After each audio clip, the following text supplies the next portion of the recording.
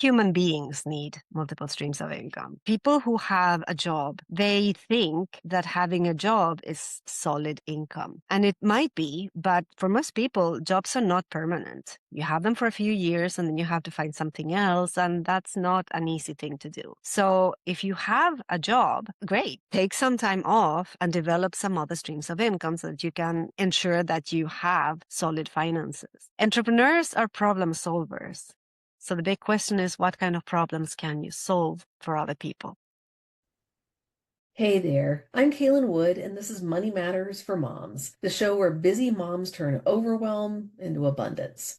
Each week we'll talk side hustles, saving hacks, wealth tips, and some energy tips to help make it all stick. Real tools for real financial freedom. No ramen required.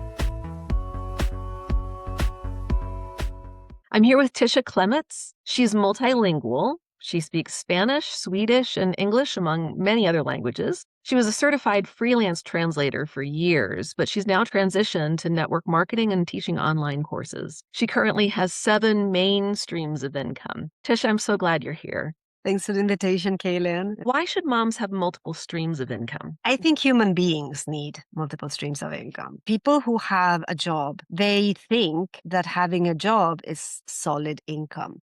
And it might be, but for most people, jobs are not permanent. You have them for a few years and then you have to find something else. And that's not an easy thing to do. So if you have a job, great. Take some time off and develop some other streams of income so that you can ensure that you have solid finances. If you're a freelancer, like I have been for 20 years of my life as a translator, I would never know exactly how much work I would have in a given month. And if I had other streams of income, I could make sure that I could pay my bills. So as some kind of entrepreneur, freelance, independent business owner, it would be very good for you to have several things to fall back on, because especially if they are in different niches or topics, it will give you some more stability. Because as finances go up and down, and you know very well that financial crisis, recessions happen every 10 years or so, and things like when something is trending or popular or in demand, other things are not. And that keeps changing. So for entrepreneurs, it's very important. You need to have that stability and peace of mind, because I am a health coach and financial stress is very bad for health. And moms are not an exception.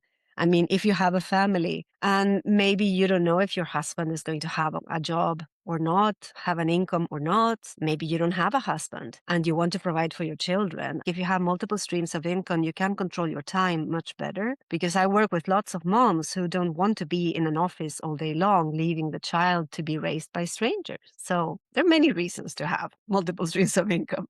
We've been talking about multiple streams of income. Some people may not really understand what that means. Can you give some specific examples?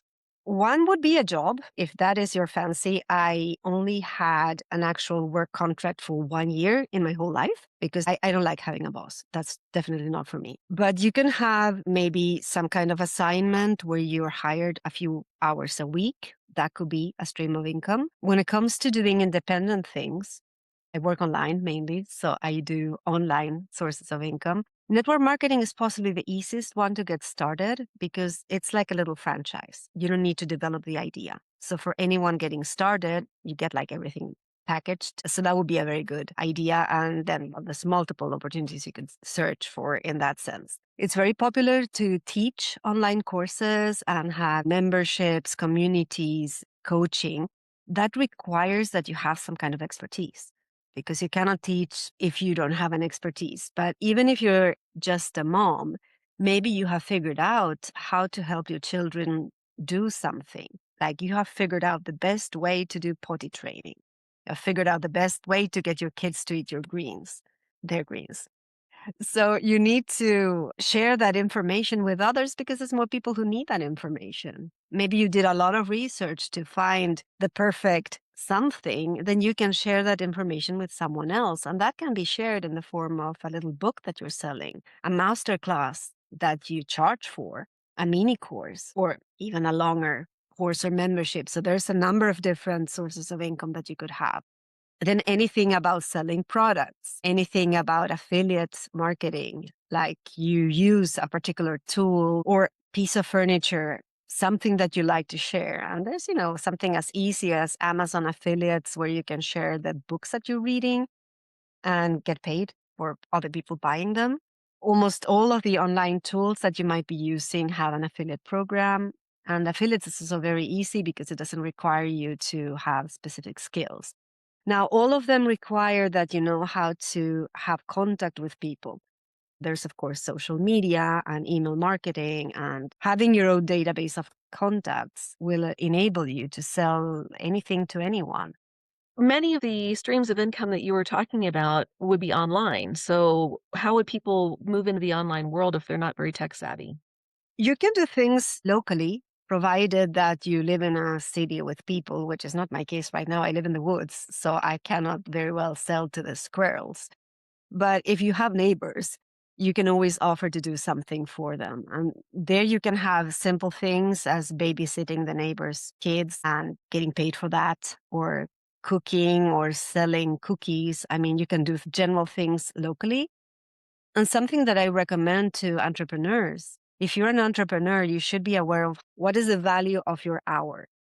So say that the value of an hour for you is $40. If you can hire somebody else to do the shopping for you, to cut the grass in your garden or tend to your flowers or something else, who was charging $5 or $10 an hour, it saves time for you. So there we usually recommend get some kid from the neighborhood to do that kind of job. I'm not suggesting that one of the moms does this, but maybe you have teenage kids who could make an income that way. And see, in the realm of what your expertise is, what can you help other people with? And of course, different skills get paid differently, but maybe you can do hair, maybe you can do nails, maybe you can give a massage or a back rub or something. I mean, there's so many things that you can monetize. Selling sandwiches, preparing birthday cakes. We have a friend here in Sweden who is excellent at making those fancy cakes with lots of decoration that are really, really beautiful. That's not her main job, but she does it like a hobby, but it's a source of income as well.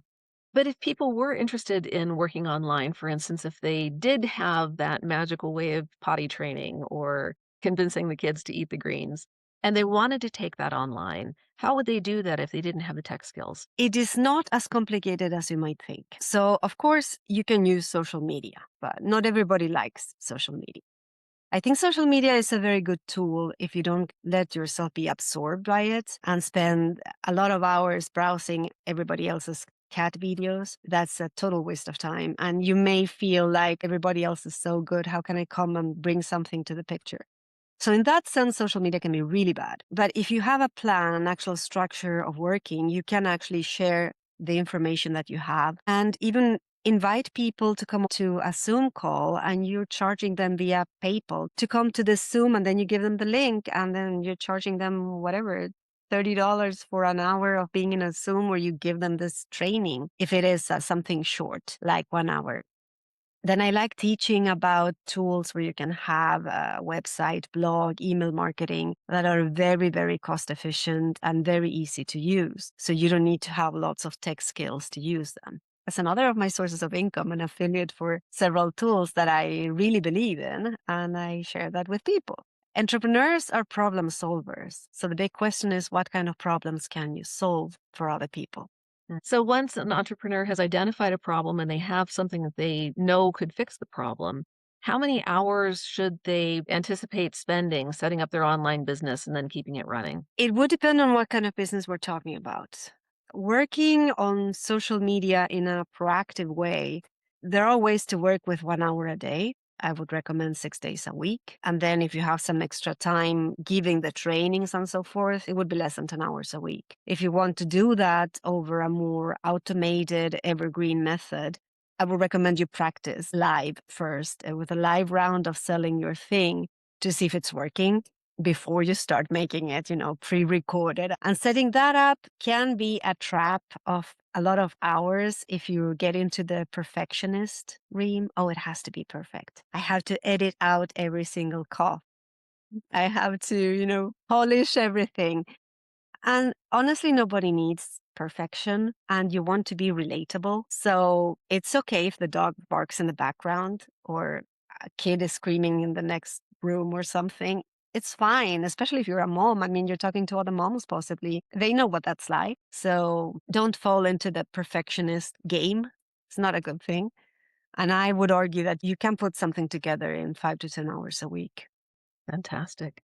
Now, would there be a financial investment in that? It depends. If you're going to do like using your personal Facebook and Instagram to promote a training that you're doing on Zoom, you would need to pay for the paid Zoom account so that it doesn't cut you out at 40 minutes. But that's about $15 or $20 a month. And then PayPal is free. They do charge a commission, and you don't even need to use PayPal if you like some other tool of payment. But PayPal is very convenient and easy for everybody to use. And that one is free upfront.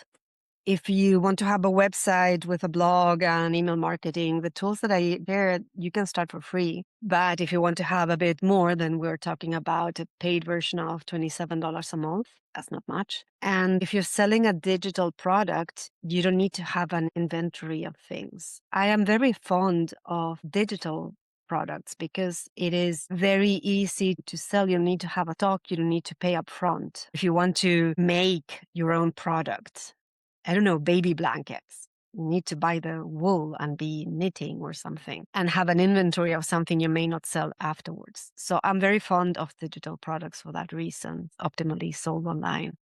And that's a bit of my background. I've been living in the online space all my life. And we're just catching up to you. Well, that's what happens when you're an expat. I was born in Spain.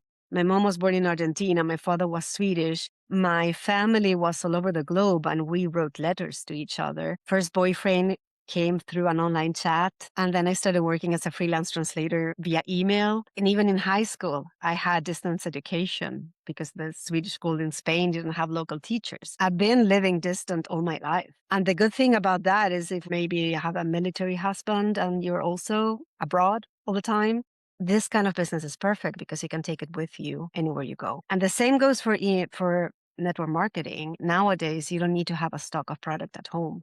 You do it all online, which means you can talk to the whole world and live out of a suitcase. That works. I like being very wise with my time and not having to be there all the time. It's the same with motherhood. Maybe the children need you and you cannot be present all the time. So I'm very fond of having everything as evergreen as possible. Well, Tisha, thank you so much. I really appreciate your time. My pleasure. Thank you for being here. Thanks for tuning in to Money Matters for Moms. I hope today's episode left you inspired to take one little step forward. Check out the resources in the show notes and share this with another mom who's ready to thrive. You've got this, because abundance is easier than you might think.